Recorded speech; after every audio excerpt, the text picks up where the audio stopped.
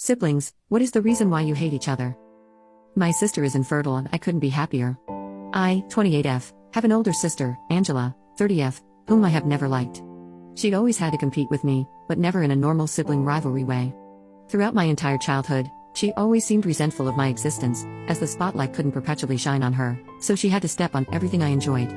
For instance, if I learned piano, she had to learn piano. If I excelled at a subject, she suddenly became a scholar in it. If I told I had a crush on someone, she would be dating that boy in a week. I would always tell my parents when she did this, but I was disregarded because sisters copy each other, and I can't gatekeep what she likes. She'd always monitored the activities I did and the clothes I wore so she could outdo me. There was also more praise that followed Angela, even if I took the initiative to begin the activity first. She was praised because she was better. My parents would miss work to attend her dance recitals, going to every single one as if the world would stop if they missed any of them. However, when it came to my recitals, they were stuck at work or were otherwise preoccupied. She would make comments under her breath around our parents. Whenever our parents weren't around, she'd tell me how much she hated me and how I should stop trying because I would always come second to her. She would also physically bully me at school. She purposely tripped me, threw things at me, and hit me in the hallways on a nearly daily basis. The school had gotten involved multiple times, threatening Angela with suspension, and my parents fought it every time.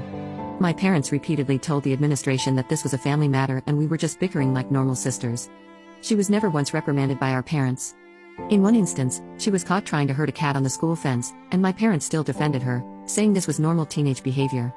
I was often in trouble because she would start crying, saying how she was being targeted by the school when I had antagonized her. After one of these occasions, she had cut and bruised herself to prove that I was the aggressor. I became an outcast due to Angela's malicious rumors, so it was difficult for me to make friends. I resorted to only befriending people from other districts. She eventually made sure I had no one close to me by stalking them, befriending them, and telling all my friends lies about how I was favored by our parents and how I constantly bullied and belittled her. She even stole boyfriends of mine doing this, convincing them I was horribly mean and an awful person that copied her every move.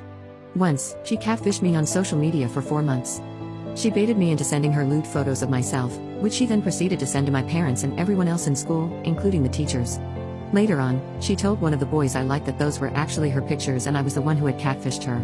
On the day of my high school graduation, my mom sat me down and told me that Angela revealed all the horrid abuse she had suffered at my hand, and that I was no longer welcome in their home. I was forced to move out the next day. I couch hopped from friend to friend until I could get settled onto my college campus.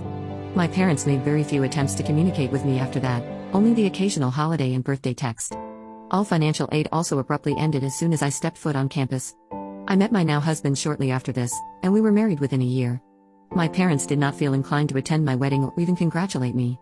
I informed my parents when I had my first child 8 years ago as an opening to reconnect with them, but they have made no attempt to contact or meet any of my 3 children. From what I heard about Angela, she got married to one of the boyfriends she stole from me in high school. She's been posting about her infertility issues and how she can't offer my parents their first grandchild, as if my children didn't count or could even be considered part of the family.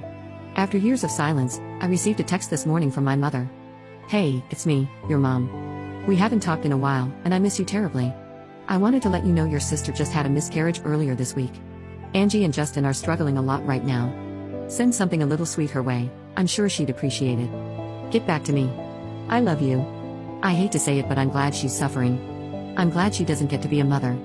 I'm angry at my parents for expecting me to have any sense of obligation to her. I don't even have any sense of obligation to them. They always believed her and dismissed me. I was always the problem child, and it's strange how my mother can be so warm to me when asking me to do something for my sister.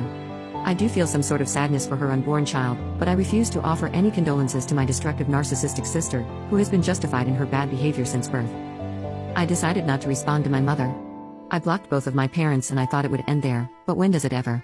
The next morning, my phone was being flooded with texts from my other relatives. Most of the messages consisted of me being told I needed to answer my mother's calls, and how heartless I was being. I proceeded to block all of them as well. I got a message later on from my cousin, telling me that there was a family gathering, and a lot of things were being said about me. About how I was an abusive ingrate because I wouldn't talk to my Aunt Kathy. About how I needed to be invited to more family events so I would come around and agree to become a surrogate mother for my sister. About how they only need to keep me around for about a year or so and then cut me off again. Reading those messages made me want to throw up. Did they think my uterus was some sort of fish hatchery that can be bought with some kind words in a casserole? I'm officially done with every single one of them. If they try to come around and find me, I'm going to get a restraining order placed before they can even darken my doorstep. Between the weak conspiracy they've come up with to try and use me like a baby bargain bin, and the nasty words they continue to speak about me, I will no longer claim to have a family outside of the one I've created.